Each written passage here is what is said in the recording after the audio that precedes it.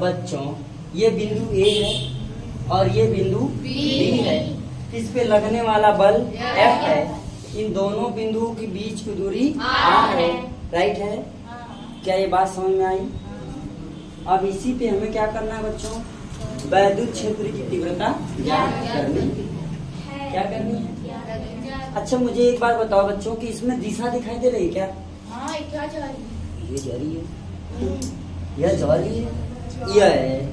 अच्छा बल इस पे लग रहा है क्या? यहाँ पर, यानी इधर से उधर की ओर बल लग रहा है। दिशा है इसमें, और जिसमें दिशा हो, जिसमें परिमाण हो, उस राशि को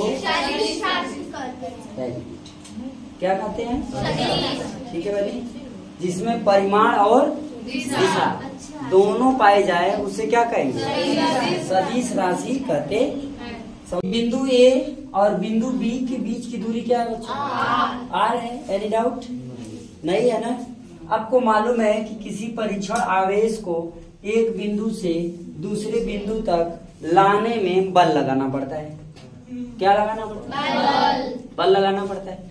तो इस आवेश को बी बिंदु से ए बिंदु तक लाने में जितना बल लगाएंगे, मतलब जितना जल्दी इस आवेश को यहाँ पर लेके आएंगे, वही उस बिंदु की क्या होती है? तीव्रता होती है। लिखा है ना, किसी बिंदु आवेश के कारण वैद्युत क्षेत्र की मतलब ये बिंदु आवेश हो गया, इसके कारण वैद्युत क्षेत्र की तीव्रता बोल रहा है। हो गया बात? एकदम आराम से लिखना है। लिखना रहेगा तो इसे कैसे लिखोगे बच्चों? एकदम आराम से। माना दो बिंदु ए एवं बी लिया, जिस पर आवेश प्लस क्यू नॉट। इस बिंदु बी पर लगने वाला बल, यहाँ पर कौन सा बल लग रहा है? प्रतिकर्षण बल लग रहा है। दोनों बिंदु के बीच की दूरी आर हो गई। अब इसको लिखोगे परिभाषा कैसे? बिंदु बी पर यानी परीक्षण आवेश को बिंदु ए तक ले जाने में क्या करना पड़ेगा? बल लगाना पड़ेगा। बल क्यों लगाना पड़ेगा बच्चों? क्योंकि आवेश समान है, एक्स्ट्रा बल लगाना पड़ेगा।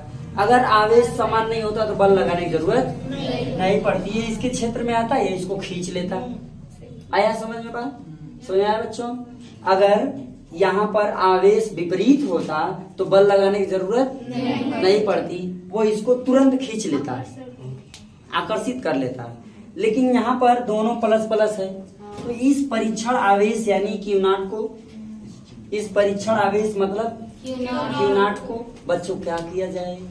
लगने वाला बल है। इस पे बल लगाकर, का लगाकर इसको धक्का देके, का करके, का देके कहाँ पहुँचाएंगे?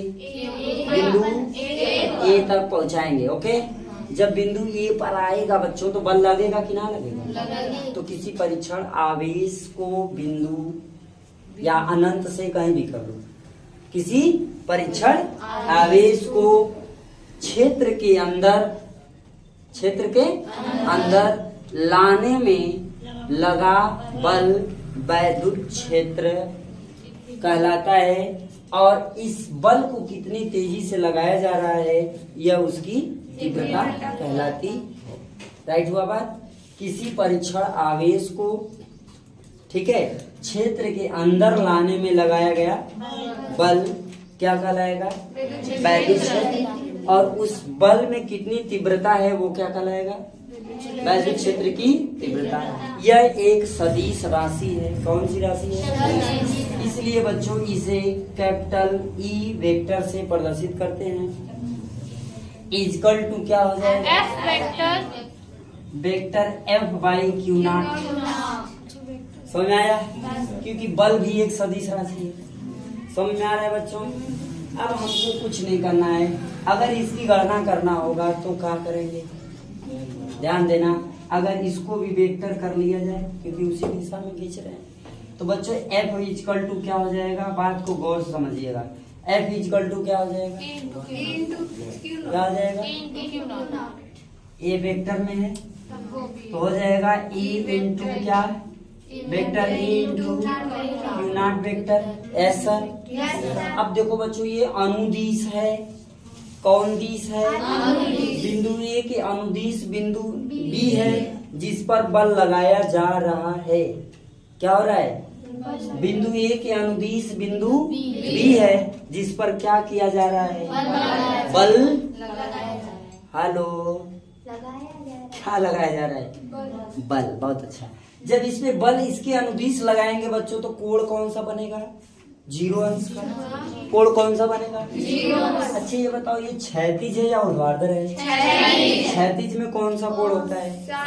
cos theta. कौन सा? cos theta. क्या? cos theta. Very good. और अगर ऊर्ध्वाधर रहेगा तो? ऊर्ध्वाधर रहेगा तो? तो ये क्षैतिज है ना, यहाँ पर क्या हो जाएगा? ठीक है। अच्छा ए एक दूसरे के अनुदिश है, इसलिए थीटा इक्वल टू क्या हो जाएगा? 0। अच्छा cos 0 अंश का मान बच्चा बता दो। cos 0 का 1 होता है। सोच समझ के।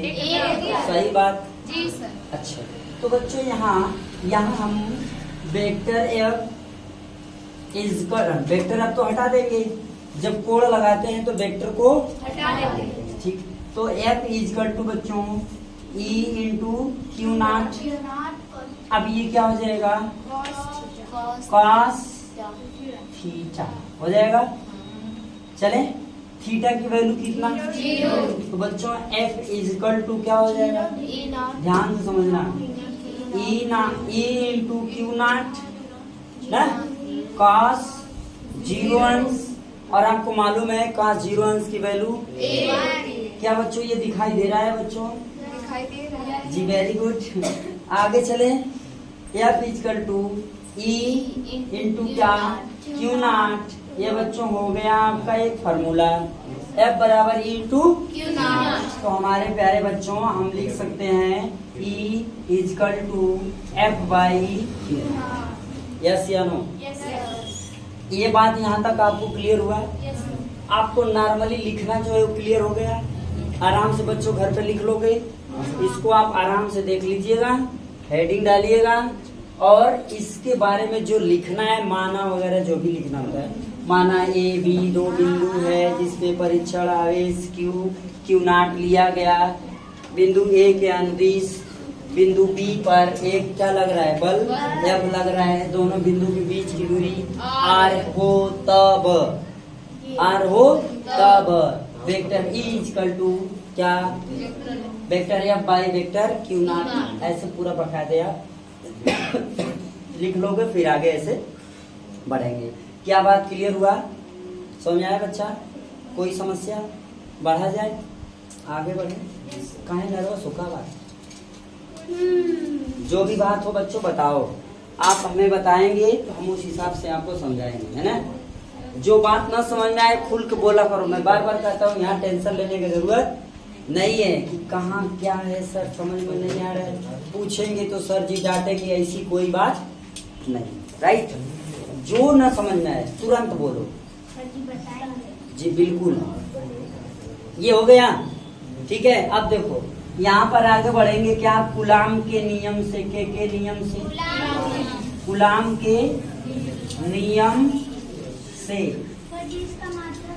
जी घबराओ, नो प्रॉब्लम। चले आगे, समझो थोड़ा सा। कूलाम के नियम से, जो कूलाम का नियम है बच्चों आपको मालूम है ना, क्या होता है? यहाँ दिखाई दे रहा है, बस ये दिख रहा है, उसके बाद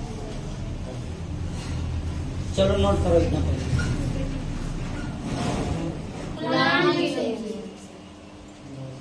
कूलाम के नियम, ठीक है। होता क्या है? F equal to 1/4 Q not by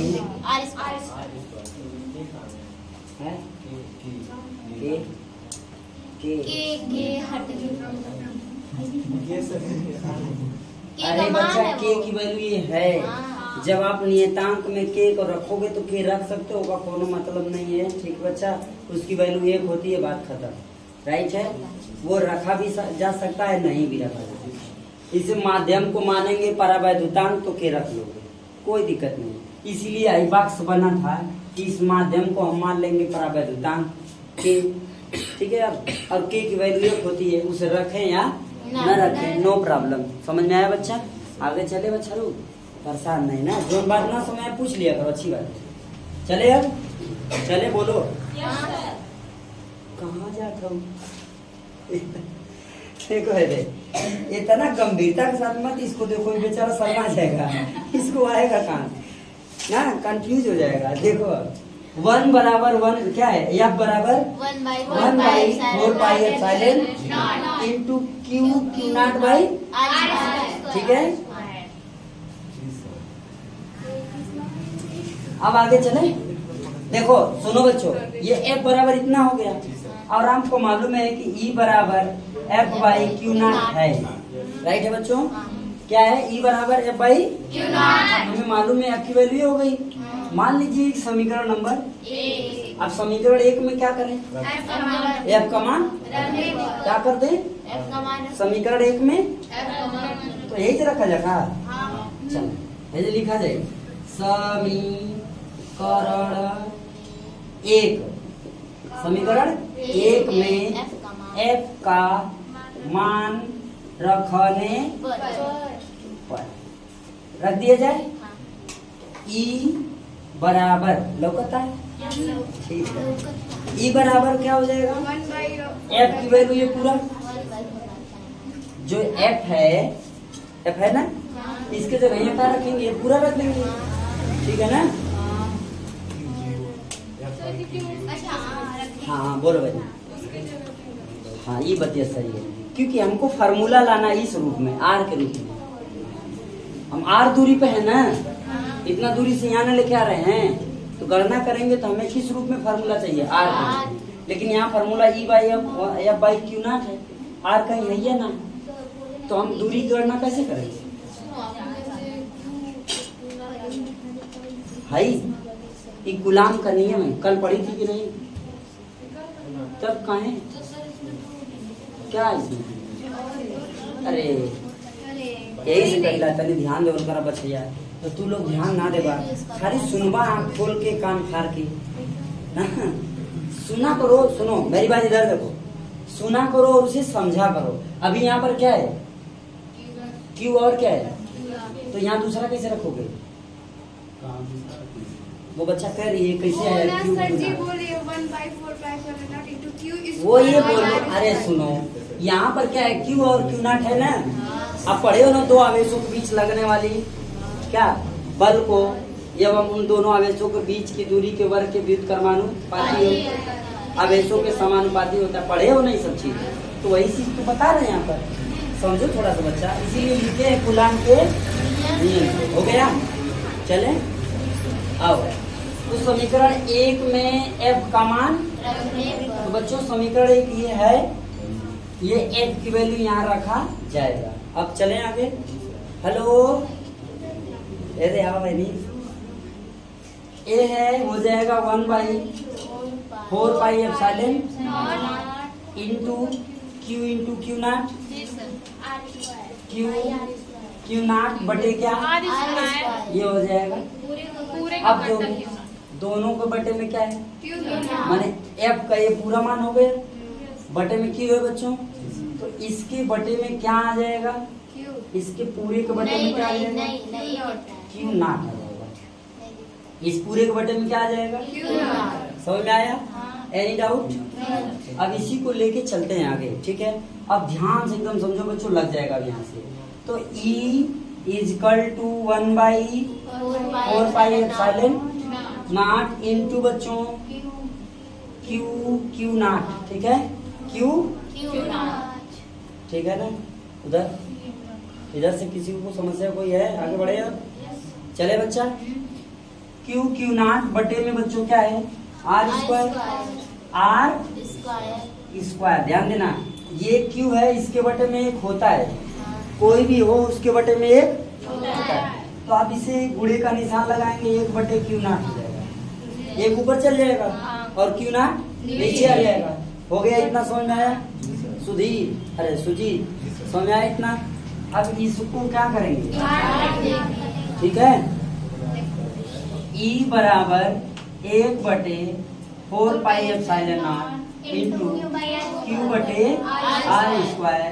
ये हो गया आपका सूत्र। ठीक, इसका मात्रक आपको मालूम होना चाहिए क्या? न्यूटन। बीमा तो आप कल ही निकाल ली हो। इसकी बीमा बच्चों क्या है?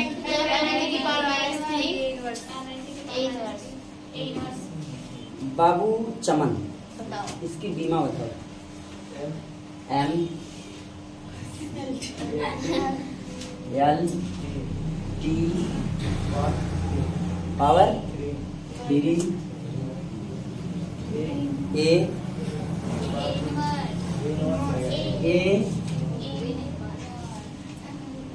ए इसकी बीमा है।